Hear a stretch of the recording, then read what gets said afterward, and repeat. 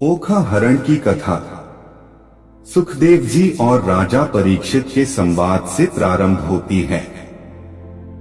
सुखदेव जी राजा परीक्षित से कहते हैं कि हे राजन, बलिराज के पुत्र बाणासुर शंकर भगवान के महान भक्त थे। समस्त सृष्टि में उनके समान कोई शिव भक्त न था, न है, और शायद भविष्य में भी कोई ऐसा न होगा। शिवजी की बाणासुर पर अपार कृपा रही है, इसीलिए उन्हें सहस्त्र 1000 हाथ प्राप्त थे। बाणासुर अपने सहस्त्र हाथों से अलग अलग वादन यंत्र बजाया करते थे। कठोर तपस्या के बाद जब भगवान शिव ने उन्हें वर मांगने को कहा, तब बाणासुर ने कहा, आप मेरे नगर की रक्षा करो। इस पर भोलेनाथ ने उन्हें कहा, तथास्तु। जब भी युद्ध तुम्हारे द्वार खड़ा होगा, तब मैं सहायता के लिए अवश्य आऊंगा। एक समय की बात है, जब बाणासुर को किसी से युद्ध करने की तीव्र इच्छा हुई, लेकिन उस समय उनके सामने लड़ाई के लिए कोई योद्धा तैयार नहीं हो रहा था। तब बाणासुर भगवान शिव के पास गए। उन्होंने कहा, इस वक्त ब्रह्मांड में मुझसे लड़ सके ऐसा कोई योद्धा नहीं है, इसलिए आप मुझसे युद्ध कीजिए, या फिर किसी ऐसे महारथी को भेजिए जो मुझसे संग्राम करने की चुनौती स्वीकार करे। बाणासुर की ऐसी विचित्र बात सुनकर महादेव अत्यंत क्रोधित हुए। वह बोले कि हे दुष्ट, जब तुम्हारी ध्वजा टूटेगी तब तुम्हें पता चलेगा किस प्रचंड योद्धा से तुम्हारा सामना हुआ है। महादेव के यह शब्द सुनकर बाणासुर हर्षित होते हुए अपने महल पर गए। कब ध्वजा टूटे और कब युद्ध करने का अवसर मिले, वह इस बात की राह देखने लगे। बाणासुर की एक पुत्री भी थी, जिनका नाम कुशा था। उसे ओखा के नाम से भी पहचाना जाता था। वह एक रात स्वप्न देख रही होती है। स्वप्न में वह अनिरुद्ध को देखती है, जिससे उसका विवाह हो रहा होता है। सुबह उठने पर वह बहुत चौंक जाती है, क्योंकि उसने वास्तव में कभी अनिरुद्ध को देखा भी नहीं होता है। स्वप्न वाली घटना की बात ओखा अपनी प्रिय सहेली चित्रलेखा से कहती है। ओखा की सहेली चित्रलेखा चित्र बनाने में पारंगत होती है। ओखा के वर्णन अनुसार वह एक हूबहू चित्र तैयार कर देती है और ओखा को दिखाती है। ओखा तुरंत उस मनमोहक चित्र को देखकर बोल पड़ती है कि स्वप्न में मेरा जिससे विवाह हो रहा था वह यही युवक है। अब ओखा की उत्सुकता बढ़ जाती है।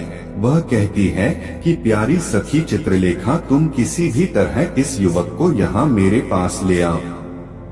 अगर तुम ऐसा न कर पाई तो मैं अपने प्राण त्याग दूंगी। चित्रलेखा योग विद्या में पारंगत थी। उसने अपनी इस सिद्धि से जान लिया कि अनिरुद्ध भगवान श्री कृष्ण के पौत्र थे। इसके बाद वह आकाश मार्ग से द्वारिका नगरी की ओर उड़ चली, ताकि अनिरुद्ध का हरण कर सके। लेकिन द्वारिका में आकर अनिरुद्ध का हरण करना इतना भी सहज नहीं था। वहां पर श्री कृष्ण भगवान के सुदर्शन चक्र का पहरा था। चित्रलेखा अभी कोई उपाय सोच ही रही थी कि वहां नारद जी आ पहुँचे। चित्रलेखा और नारद जी के बीच कुछ संवाद हुआ। फिर उसके बाद नारद मुनि पहरेदार सुदर्शन चक्र के साथ संवाद करने का प्रयास करने लगे। इसी स्थिति का लाभ उठाते हुए चित्रलेखा द्वारिका में दाखिल हो गई। महल के भीतर जाकर उसने अपनी योग विद्या की मदद से अनिरुद्ध को पलंग समेत उठा लिया और सोनितपुर ले आई, जहां उसे ओखा के महल में रख दिया। अनिरुद्ध और ओखा एक दूसरे के बारे में जानने के उपरांत दोनों के मन जुड़ गए। वह एक दूसरे को खूब पसंद करने लगे थे, इसलिए ओखा और अनिरुद्ध गुप्त रूप से एक दूसरे की संगत में रहने लगे। कुछ समय बाद ओखा के शरीर में कुछ बदलाव देखकर किसी द्वारपाल को शंका हुई और उसने यह बात बाणासुर को बता दी। गुस्से में आग बबूला हुए बाणासुर ने पूरे महल में तलाशी करवाई। इस दरमियान उन्होंने अनिरुद्ध को वहां पाया और उन्हें पकड़ने के लिए सैनिकों को भेजा। इस पर अनिरुद्ध ने पास लगे दरवाजे का एक हिस्सा उठाकर बाणासुर के सैनिकों को लहूलुहान कर दिया, जिसके बाद बाणासुर का गुस्सा 7वें आसमान पर जा पहुंचा। उसने अनिरुद्ध को नागपाश में बांध लिया। दूसरी तरफ द्वारिका में अनिरुद्ध को न पाकर सब चिंता में पड़ गए। तभी नारद जी ने वहां पहुंचकर अनिरुद्ध के बारे में सूचना दे दी। इसके बाद यदुवंशी सेना समेत बलराम और श्री कृष्ण सब सोनितपुर पहुंचे। इन सब ने मिलकर बाणासुर की भव्य नगरी को चारों ओर से घेर लिया। बाणासुर भी अपनी शक्ति में चूर था।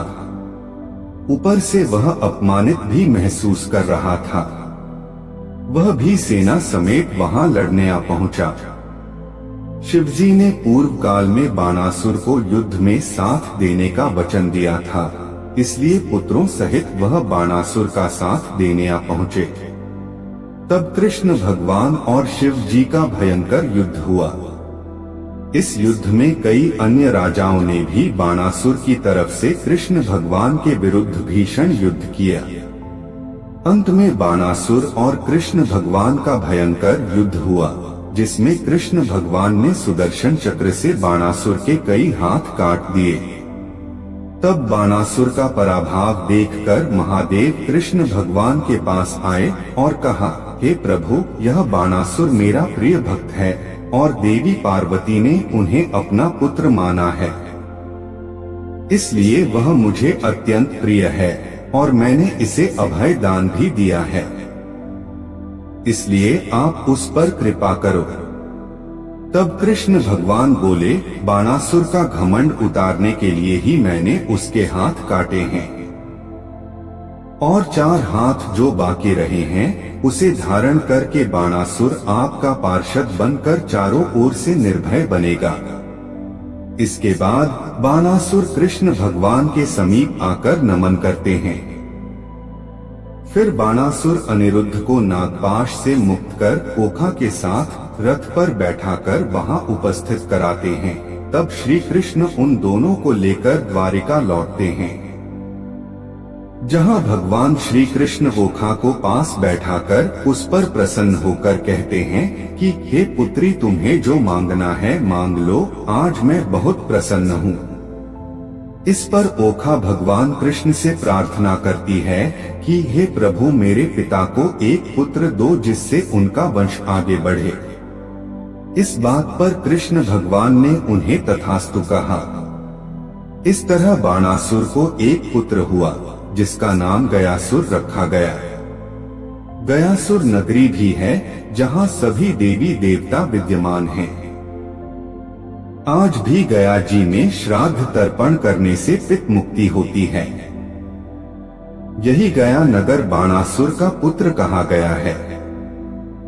इस तरह भगवान कृष्ण ने सबकी लाज रखी और बेड़ा पार किया। इस पावन कथा को चैत्र माह में सुनने पर भक्तों का कल्याण होता है। इस कहानी को सुनने से हर और हरि की कृपा प्राप्त होती है तथा सारे कष्ट दूर होते हैं।